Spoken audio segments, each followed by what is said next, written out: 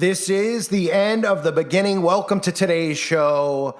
Everybody's wondering, and everybody's probably heard about the land grab going on in Maui. Everybody knows this is very clear that our government and certain, large corporations were trying to buy out the residents in Lahaina in Maui. The residents there had no interest in selling. They've been trying to price them out of the market with people like Oprah buying up and scooping the land. And then, of course, conveniently, a quote-unquote wildfire occurs. The celebrities, of course, show up. They put their name out there. Matthew McConaughey, who owns land there, sending a plane of supplies there. Bezos giving $100 million. Oprah showing up, putting pillows behind people's backs. This is classic Satanism 101. And that's what I just call it, Satanism 101 at this point. Because their father is the liar, the devil. He has been from the beginning. And so are these people. They are the most wicked people you could possibly imagine, but they put up the front that they're the most wonderful people that you could possibly imagine. And all the people out there fall for it. They buy it hook, line, and sinker. They look at people like me, and they think I'm a horrible person because I raise my voice, because I don't go with the flow here. They're like, that guy's a horrible person. He's got to, he doesn't give the money to the charities. Oh, yeah, well, I also don't commit the sacrifices, okay? These people are the ones responsible. They have blood on their hands, and then they come forward because they want to look like they're good people. So the question is, who's going to get this land grab, right? Now, we already heard the governor of Hawaii, straight from Bagelville, who, of course, has the last name Green, who came forward and talked about how he's coming up with plans as quickly as he can for the government to get the land, which should make people there very, very angry. I'm already thinking about ways for the state to acquire that land so that we can put it into workforce housing, to put it back into families, or to make it open spaces in perpetuity as a memorial to people who were lost. We want this to be something that we remember after the pain passes as a magic place. And Lahaina will rebuild. The tragedy right now is the loss of life. The buildings can be rebuilt over time. Even the banyan tree may survive. But we don't want this to become a cleared space where then, yes, people from overseas just come and decide they're going to take it. The state will take it and preserve it first. So if you aren't getting it yet, you should be, right? You have the governor, instead of caring for the people and doing all this, of course he's showing up there pretending like he cares, but his main focus here is to figure out how he can take everybody's land from them, of course, right? And then we have the obvious people, right, who are going to come in and try to grab the land. We have Bezos. Obviously, Oprah has enough land there. And then everybody's pointing a finger at who? BlackRock. If you don't know BlackRock, well, let's introduce you to BlackRock. I've covered him many times over. Larry Fink of BlackRock. Larry Fink is the one responsible for most of the problems going on in the world. That's right, most of the psyops, most of the problems, even included stuff on the railroad, like in Ohio, goes back to Larry Fink. Because they own the railroads, they own the real estate, they own the media, they own it all. But Larry doesn't seem to be under enough scrutiny, so let's put Larry under enough scrutiny, people in Maui. And don't be surprised, of course, if most people think BlackRock's going to take the land, if Larry uses a shell company here to buy the land out in Maui, because Larry doesn't want people to get on his trail. And I wonder what religion Larry believes in. Knows like an aardvark. But Larry, I believe the things that Larry believes in, based on, well, everything we can all guess as far as what he follows, that he has been chosen to do these things, and he's been chosen to rule over us, and that everybody else is cattle. There's specific people who believe this, believe it or not, as crazy as that sounds, and Larry is one of them. So Larry, over the years I've covered him, has openly talked about controlling our behavior and how important it is for corporations and businesses, et cetera, to control people's behavior. And that's what you're seeing going on right now, which is communism.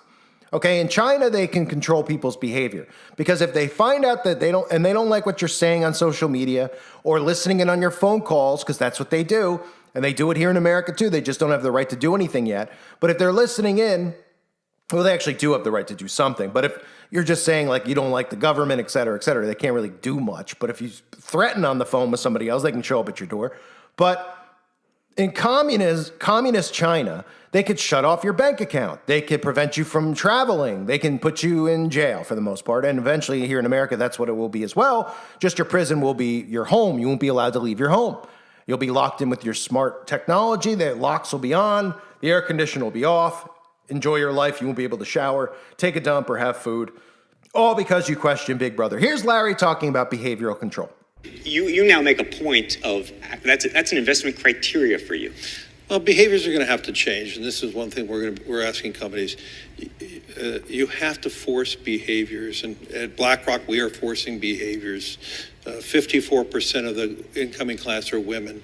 We added 4 more points in terms of diverse employment this year, and what we are doing internally is if you don't achieve these levels of impact, your compensation could be impacted. Okay, we're doing the same thing. And so it's just you have to force behaviors, and if you don't force behaviors, whether it's gender or race or just any way you want to say the composition of your team, you're going to be impacted, and that's not recruiting, it is development, as Ken said. And ultimately, it's still going to take time, but I am just as much shocked as Ken is that we have not seen more opportunities, and we're going to have to force change. So Larry is communist filth, and anyone who's a communist is obviously an enemy to humanity. They are the worst people imaginable. Anyone who supports it is clueless. And last I checked, this country was a capitalist country, and when you have elections in this country, which we all know are fake, there's never, and I'll do a separate video on it, it's not a matter of, well, the politician we pick can change the entire structure of government.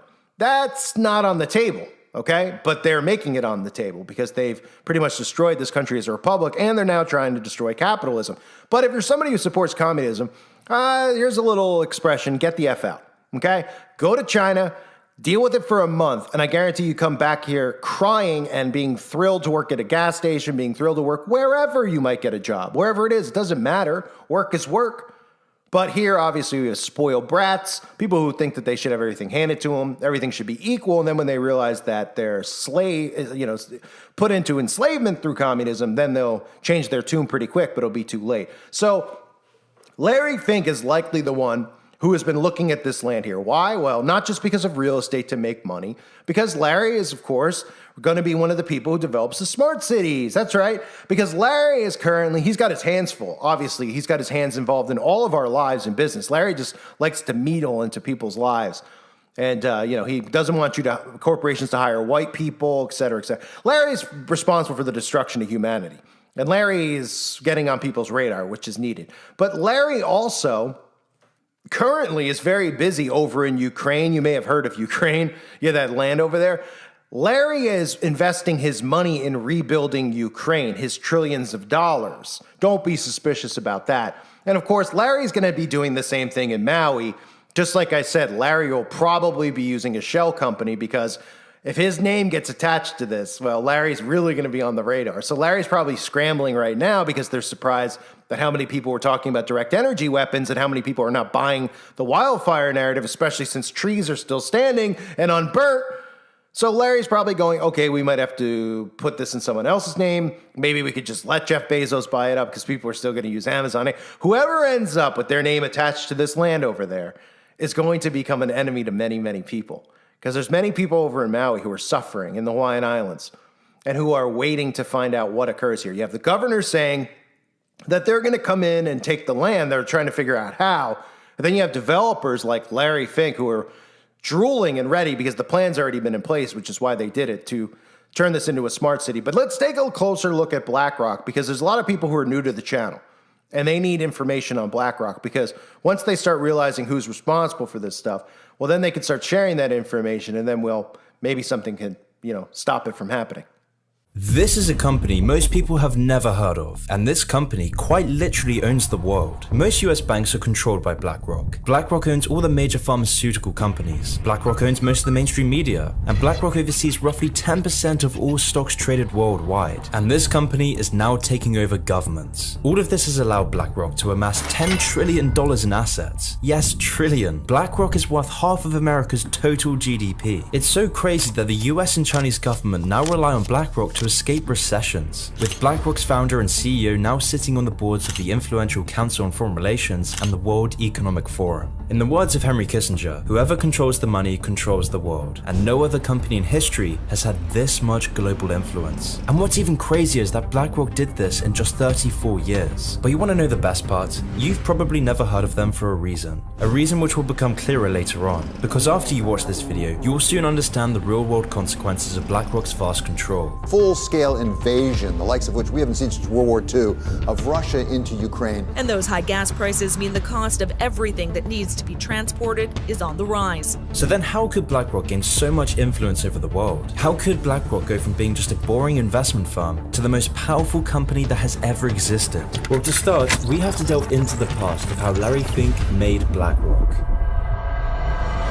Larry was born into a wealthy Los Angeles family in 1952, and from the start, he was always hungry for power, with his early years spent pursuing a career in politics, where he would gain a BA in political science from UCLA.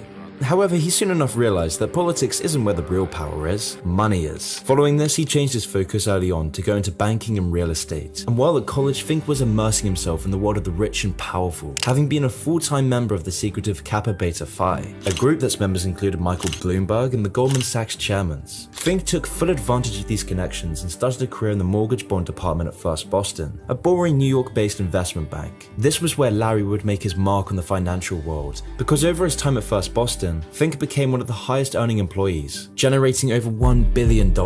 He was unstoppable and it seemed like he was going to be crowned CEO. Larry became an expert in these little understood investments during his time. However, this success didn't come without a price. He wasn't going to make this money for someone other than him, and so he began creating a ticking time bomb, and only he knew how to defuse it.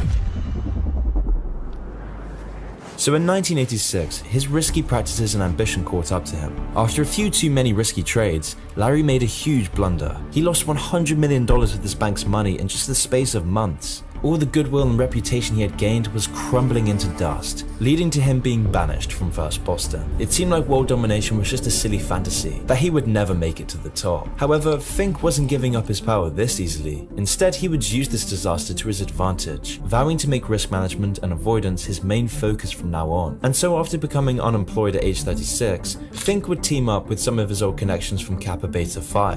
And in 1988, BlackRock was formed. In no time at all, Larry was making bank. In just 5 years, BlackRock went from being worth $5 million to over $8 billion. However, it wasn't all smooth sailing. During this time, a power struggle would emerge between who would control BlackRock's future, because Fink wanted a bigger piece of the pie. He didn't want to share his plans for world domination. So in 1995, he would pressure one of the co-founders, Schwartzman, to sell their stake in BlackRock for $250 million, a stake that would now be worth over $12 billion alone. But after these power games, Larry Fink's path to world domination was unstoppable. Larry Fink became more and more powerful over the next decade, but this still wasn't enough for his ambition. Now earlier on, I mentioned a ticking time bomb that Fink helped create in his early days at First Boston. Well, this time bomb was now ready to explode, and in 2008, the worst financial crash since the Great Depression struck the world. Traders saying this is the craziest day they have ever seen in these markets. Veteran traders saying they've never seen anything like it. The movement in oil prices so fast. The most serious recession in decades. And that means life, as most Americans know it, is about to change.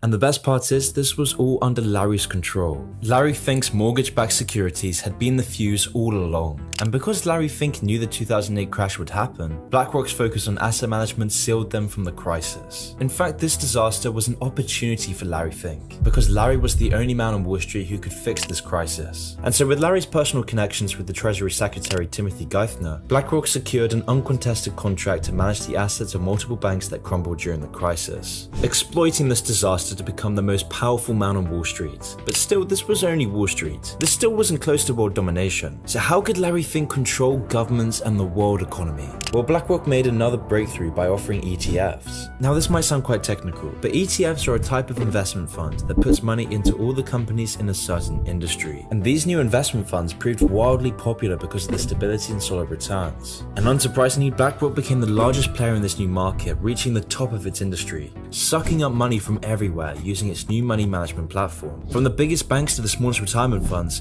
BlackRock had a hand in it all. BlackRock was starting to control everything. They bought stakes in pretty much every major corporation on the stock market. I mean, if you look into who owns pretty much any major company, you're almost guaranteed to find BlackRock's name. Larry could also see the power technology would have in the future economy, which is why BlackRock poured masses of wealth to build a supercomputer that analyzes what investments will make money. This program, named Aladdin, would go on to manage over $20 trillion worth of assets for BlackRock. For context, $20 trillion is more than the entire United States' GDP. BlackRock would then use this money and its assets to further exert their control over the economy, and now they are inextricably tied to governments.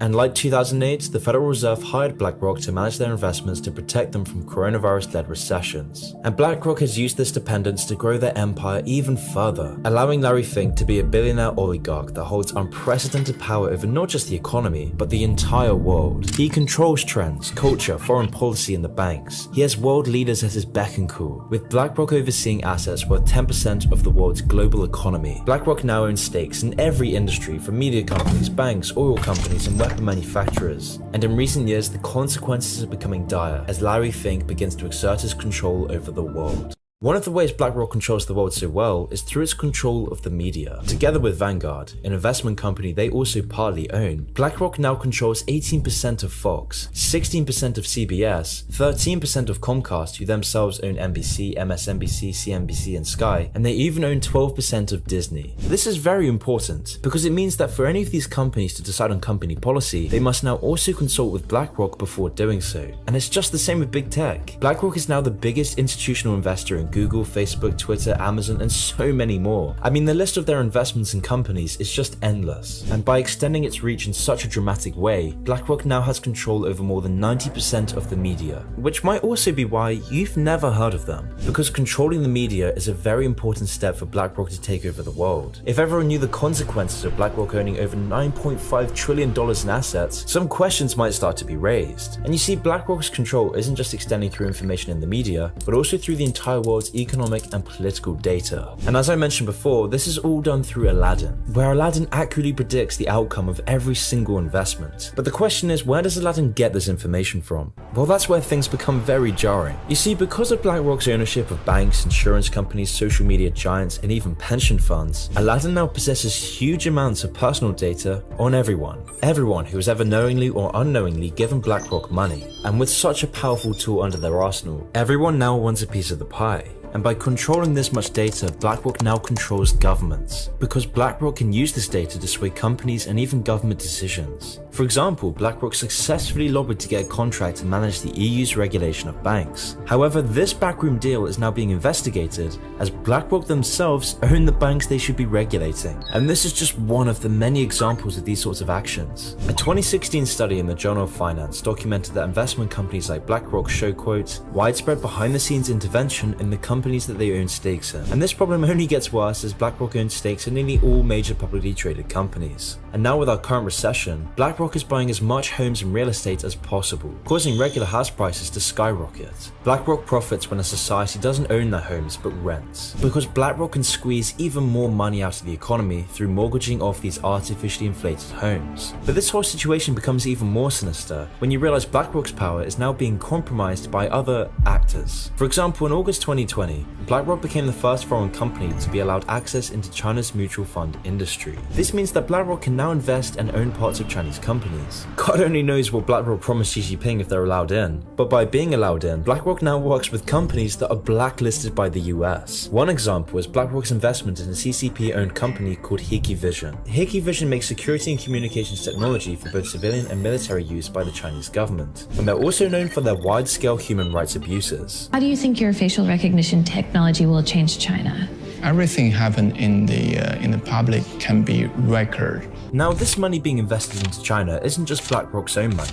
Most of this money comes from the pension funds and bank accounts that ordinary people pay into BlackRock inadvertently. Through BlackRock controlling banks, people have no choice about whether they give BlackRock and the CCP this money. That's if they even know about BlackRock. This recent trend of BlackRock funding authoritarian regimes can only mean bad things for Western democracy, because this empowers regimes like China and Russia. It gives credence to dystopian regimes, and this trend is now promoting others to do the same. I mean, BlackRock recently recommended that their investors triple their investments in China. This would place billions more into a dystopian regime at the expense of the West. And the worst part is that China sees the companies that operate within it as simply extensions of the one-party state. They own these companies, and in return the companies act out the CCP's will, which is a worrying fact when you consider that BlackRock owns the entire world's data. TikTok's data harvesting is nothing compared to BlackRock's. BlackRock knows the entire world's bank details, their preferences, tastes. It sets social trends, it oversees entire countries. So any increase in Chinese investments will see not just BlackRock's influence grow, but also China's influence grow in BlackRock. Since August of 2020, when BlackRock were first allowed into the Chinese economy, they have only poured more and more money into these Chinese companies. Clearly Aladdin the supercomputer sees this as a profitable move, but what it might not see is the destruction of Western values. It might not see how the CCP could influence the world economy and global politics even more than it already is. It might not see that BlackRock's huge investments will be the catalyst towards this change. I mean, who knows how much more BlackRock will invest in China? But if their growth over the past year is a sign of anything, China will inevitably become a much bigger part of BlackRock's future. And make no mistake,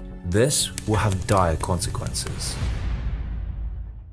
But the cherry on top of all of this is that BlackRock is the main force behind the sheepish woke lecturing that tells you how guilty you should feel. In 2018, around the dawn of the new generation of political correctness, Larry wrote a letter telling all the companies under his thumb to, quote, contribute to society or risk losing our support, adding that, quote, society is demanding that companies, both public and private, serve a social purpose. Which is a very interesting statement coming from a company that is quite literally funding the persecution of Uyghur Muslims and the imprisonment of the Chinese population. A company that is funding a dystopic nuclear regime that is quite literally threatening the very fabric of Western civilization. And so with BlackRock's push for, quote, social purposes, companies now have an ESG score, or in other words, sustainable investing scores, where you have a rating system based on your company's political and social facades. So for example, doing a woke ad for a company like Nike, or silencing any controversial political views on social media will help you get the high ESG score. They will, on their investor relations page,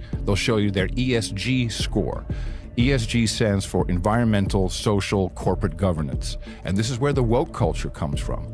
So they've created this kind of phony baloney rating system that says, well, if you, I'm exaggerating, but if you mention that you are, have a green agenda and you believe in carbon credits and you might trade some credits somewhere, then you get a higher score and therefore you're more investable.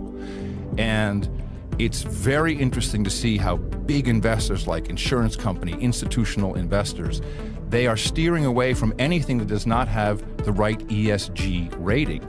And if the past tells us anything, it seems like BlackRock is only destined to control more and more of our daily lives. Through Larry Fink's close ties with government leaders around the world, with his huge influence over the World Economic Forum, and his position on the boards of the Council on Foreign Relations, BlackRock is only destined to metastasize. So perhaps BlackRock defines the new era of our globalized world, where ruthless, predatory corporations amass more power than countries, where our politics and society isn't dictated by votes, it's dictated by investment boards controlled by BlackRock, delivering us a more generic, mindless, vapid, and vicious culture. Perhaps BlackRock is just a monument to a world divided between too big to fail companies and powerless, moneyless, and joyless citizens, where companies like BlackRock buy up all our houses, inflating our currencies and profit from our conflicts and turmoil. That's why you can't buy a house. That's why we're more divided than ever. That's why too big to fail companies are defining life in the 2020s. Because we no longer live under free market capitalism, we live under a system for socialism for the rich.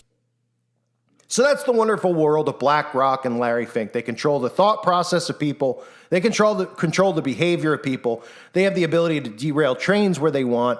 Because if you're not familiar with all the train derailments and the food shortages, Larry's connected to all that too. Larry's really just been meddling in people's lives, right? And Larry is really, putting his name out there now. You better watch him. So, Larry loves the attention. Oh, and by the way, because I've seen recently that a lot of Trump MAGA people have flown in and don't seem to understand that that's controlled as well. So is QAnon. It's something they created actually because of people such as myself and many others out there who are no longer around because they've put up a white flag, and I can't blame them because the censorship's so annoying. But QAnon was created so they could lump us into a group and then persecute. And it was based off of a lot of the stuff that good people were actually exposing. And now it's tied into Trump, of course, because they need to lump this into political parties. And people like me are independent. We're not part of political parties. I'm a follower of Christ and Christ alone, not of man. But most people are putting their faith in Donald Trump, and they don't seem to remember Operation Warp Speed, of course. But they also don't remember that Larry Fink is best buddies with Donald Trump. So anyone out there who's awake and they're like, well, we got to go after BlackRock. Okay. But then they're also going, well, we need MAGA. And don't give me the lesser of two evils nonsense, because whatever ends up happening is a part of their plan. So if Trump is put into office, because it'll be put into office, it's still part of their plan, and they're hurting you. So be careful of what you follow and where you go, because you're going to be going into a honeypot. But Larry and Donald are very, very close. So don't fall into the deceptions, of course. Too many people out there are just obviously on board drinking the Kool-Aid. They forget about Operation Warp Speed conveniently. They forget about Trump's connection in the past to Ep, connection in the past to the Clintons, connection to Larry Fink currently, and they just let it go. Connection to Oprah, right? Oh, they're suddenly not friends anymore, right? Trump and all these people, because Trump's not a communist. Oh, okay. Well, I mean, come on, would you? So the land grab is in place, right? They're not going to just back out from the land grab. They did this for a reason. They're not going to go, we're going to rebuild it and give it to the citizens, right? We know they're putting in a smart city, et cetera, et cetera. The question is, how do they narrate this, right? How do they come out and go, well, this is who's coming in to buy the land, because whoever does it is going to have, I don't want to say a bullseye on them because that sounds like a threat in today's society, but they're going to have a mark on them where people are going to be like, okay, this guy has his hand in what happened here. This guy here. And Bezos is probably the one they were going to put his name on it, but now he's probably like, I don't want to be a part of this. Oprah can't believe that she was trending and all the backlash that she's getting, because their philanthropy garbage is starting to wear off. And one of the first videos I ever did, again, I've said it recently a bunch, I'll say it one last time, was on philanthropy. Because all secret societies teach philanthropy. You got to follow philanthropy, et cetera, because it puts a cover over them that they could be protected from. You can't question them that they're doing anything with children. They give all this money to the children's hospitals. You're the one who's a problem. How dare you even think that? How could you say something about Oprah? What have you done? Did you go put a pillow behind some guy's back at a shelter? Well, the majority of us who do good and help people out who need help don't go out boasting about it. I've helped people out all the time, okay? I don't go around going, hey, guess what? I gave somebody this. I gave a guy that. I gave a damsel in distress this to help out their lives, to help out because anybody with the Holy Spirit wouldn't even think to do something like that. But these people don't just think to do it. They make it their way. They hire camera crews like Oprah to show up there so that people go, what a wonderful person Oprah is. And it works on the zombies. It does work. I had people over here who were like, what have you done? What did you do? She was at the shelter. Yeah. And I was saying stuff, why don't you use her house for the people? She doesn't want the goyim in her home. People were like, would you do it? Well, I'm not the one responsible for it. My hands are clean. Are Oprah's or any of these people? Of course not. We know their hands are deep in all of it. So that was just an education on Larry Fink. I don't need to continue to go on. I recommend you share that with people who don't know. I know the majority of you do, but I warn the majority of you who do to stop tying Donald Trump into saving us from this stuff. Larry Fink's his buddy, okay? And Larry Fink is probably one of the most evil people on the planet. And if you're waking up and you're angry, whether you're a Democrat or you're a Republican or whatever your political party is, and you listen to this and you hate me, that's fine. But realize that this stuff goes back to Larry Fink and others like Larry Fink. Okay? They're the ones making you feel this way. They're the ones causing the divide. They're the ones who are meddling in your life. They're the ones doing it. They're the ones who want to control your behavior. You want them to control your behavior? You want them to control what you can and cannot say? It doesn't matter what political party you are. I would think not. But they plan on doing it, and they plan on using you and manipulating you into letting them. And that's what they're currently doing. I thank everyone for being here. Hope you're all doing well. Reminders, subscribe to my other channels if you haven't yet. And as always, God bless you and your families.